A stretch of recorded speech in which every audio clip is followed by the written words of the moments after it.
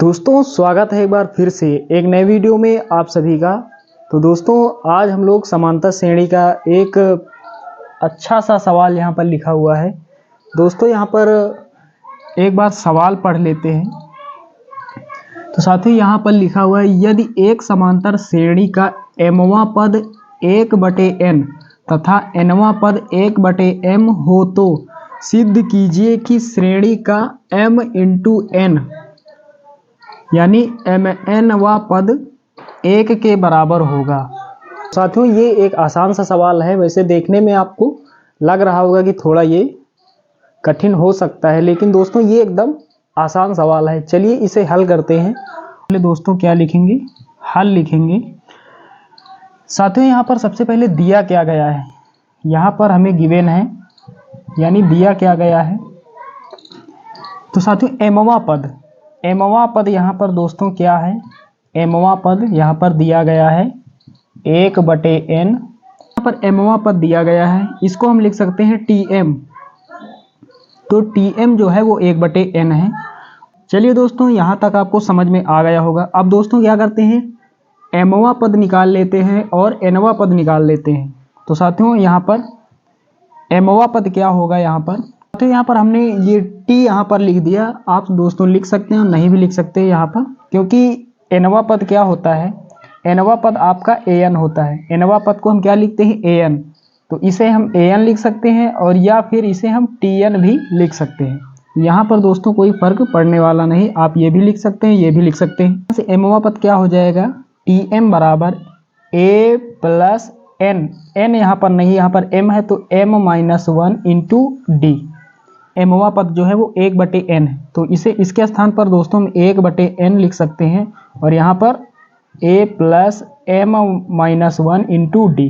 अब दोस्तों इसे हम समीकरण नंबर 1 मान लेंगे। चलिए अब दोस्तों आगे हल करते हैं। अब दोस्तों हम nवां पद निकाल लेते हैं। तो nवां पद दोस्तों हमारा क्या हो जाएगा, nवां पद इसे हम लिखेंगे tn बराबर a + n - 1 × d। अब दोस्तों nवां पद यहाँ पर दिया गया है कि nवां पद जो है वो 1/m है, तो इसके स्थान पर हम लिख देंगे 1/m बराबर a + n - 1 × d। अब दोस्तों इसे हम समीकरण नंबर 2 मान लेंगे। उम्मीद करता हूँ कि यहाँ तक आपको अच्छे से समझ में आ गया होगा। अब दोस्तों हम क्या करते हैं, समीकरण 1 में समीकरण हम 2 को घटा लेते हैं।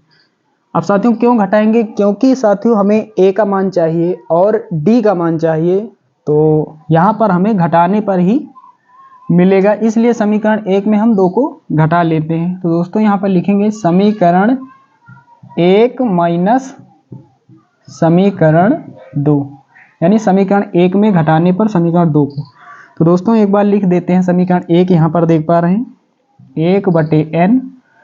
फिर दोस्तों ये माइनस लगा लेंगे 1/m बराबर, यहाँ पर दोस्तों क्या हो जाएगा, समीकरण 1 में a प्लस, तो a है, उसके बाद में साथियों प्लस -1, यहाँ पर लिख लेंगे m - 1 × d। तो समीकरण 2 में जो दायां पक्ष है वो यहाँ पर लिख लेंगे a + n - 1 × d। माइनस हो जाएगा और यहाँ पर भी माइनस हो जाएगा, क्योंकि घटाने पर चिन्ह जो है वो परिवर्तित हो जाता है, यानी चिन्ह बदल जाते हैं। तो ये माइनस का ये कैंसिल हो जाएगा। अब साथियों इसे तिर्यक गुणा कर लेंगे तो क्या हो जाएगा, m माइनस लगा देंगे n और बटे m × n, mn हो जाएगा बराबर। साथियों यहाँ पर क्या बचा, साथियों यहाँ पर देख पा रहे हैं d जो है वो कॉमन है, तो अंदर क्या बचेगा, m - 1 पहले लिख लेते हैं। अब साथियों माइनस करेंगे, ये n - 1 माइनस लगा देंगे n और माइनस माइनस क्या हो जाएगा, +1 और d जो है हमारा वो कॉमन हो जाएगा। तो 1 से 1 यहाँ पर जो है वो कैंसिल आउट हो जाएगा। यहाँ पर क्या बचेगा, m - n, सेम वैसे ही लिख लेते हैं। और यहाँ पर दोस्तों क्या बचेगा, m - n × d। तो यहाँ पर देख पा रहे हैं बराबर लगा हुआ है और बराबर के इस तरफ सेम संख्या और बराबर की इस तरफ भी सेम संख्या है और दोनों अंश में है, तो इसे हम काट देंगे। बचेगा क्या, ऊपर 1 बचेगा, 1 बटे में mn यानी 1/m इंटू n, और इधर क्या बचेगा d। तो साथियों यहाँ पर d क्या है, d हमारा सार्वंतर है। तो साथियों यहाँ पर d का मान निकल कर आ चुका है, d का जो मान है यानी सार्वंतर जो हमारा है वो निकल कर आ चुका है 1/m इंटू n। तो साथियों अभी हमें जो मान प्राप्त हुआ है वो सार्वंतर का मान प्राप्त हुआ है। साथियों अभी हमें a का मान भी निकालना पड़ेगा। तो हम क्या करेंगे दोस्तों, d का मान हम समीकरण 1 या समीकरण 2 में किसी एक में रख देंगे तो हमें a का मान प्राप्त हो जाएगा। चलिए दोस्तों d का मान हम समीकरण 1 में रख देते हैं। तो यहाँ पर लिखेंगे दोस्तों कि d का मान समीकरण 1 में रखने पर, तो ये समीकरण 1 यहाँ पर दिखाई दे रहा है। यहाँ पर एक बार लिख लेते हैं, 1/n पर क्या रखना है, 1/mn। तो यहाँ पर रख देते हैं 1/n बराबर a प्लस m-1, और d के स्थान पर दोस्तों हम यहाँ पर मान रख देंगे क्या, 1/m इंटू n। अब दोस्तों इसे आगे हल करते हैं तो 1/n हो जाएगा बराबर a प्लस, यहाँ पर दोस्तों 1/mn का गुणा यहाँ पर m के साथ होगा, तो ऊपर का ऊपर होगा, नीचे वाले का नीचे के साथ गुणा होगा। तो दोस्तों यहाँ पर नीचे कुछ नहीं तो 1 मान सकते हैं, यहाँ पर 1 है और यहाँ पर 1 है। तो अंश का गुणा अंश के साथ, हर का गुणा हर के साथ, 1 का गुणा m के साथ होगा, m होगा, और mn का गुणा 1 के साथ होगा, तो mn 1 के mn हो जाएगा, माइनस 1 1 के 1 हो जाएगा, और दोस्तों यहाँ पर भी mn हो जाएगा। यहाँ से आगे हल करते हैं तो m से m देख पा रहे हैं कैंसिल आउट हो जाएगा, तो बचेगा क्या, 1/n बराबर a plus 1/n minus 1/m into n।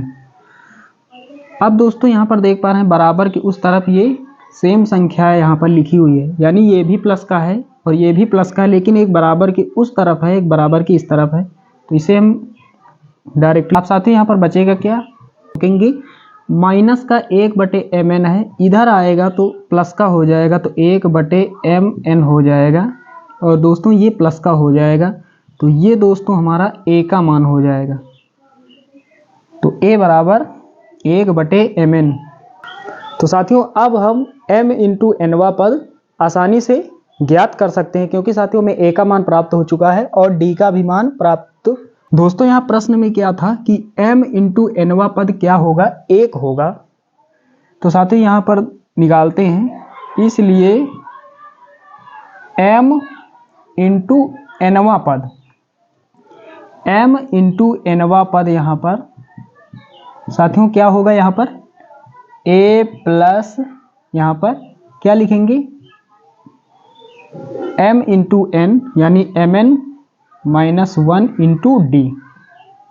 दोस्तों जैसा कि जानते हैं फार्मूला क्या होता है nवा पद का, an या tn बराबर क्या होता है, a plus n minus 1 into D. तो साथियों यहाँ पर m इंटू nवा पद है, तो n के स्थान पर m इंटू n रख देंगे, बाकी सारा कुछ सेम है।